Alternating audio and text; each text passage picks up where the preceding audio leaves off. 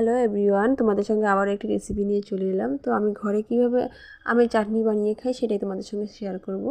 তো ফার্স্টে এখানে আমি পরিমাণ মতো তেল দিয়ে দিয়েছি। তেলটা গরম হয়ে গেলে 2টা শুকনো লঙ্কা দিয়ে দিয়েছি, তারপর দিয়ে দিয়েছি সর্ষে কিছু পরিমাণ, তারপর আগে থেকে কেটে রাখা আমটা দিয়ে তারপরে কিছু পরিমাণ লবণ দিয়ে দিয়েছি স্বাদ মতো, তারপরে হলুদের গুঁড়ো দিয়ে দিয়েছি। তারপর এটাকে ঢেকে দিতে হবে কিছুক্ষণ, এটাকে সেদ্ধ হওয়ার জন্য ঢেকে দেবো।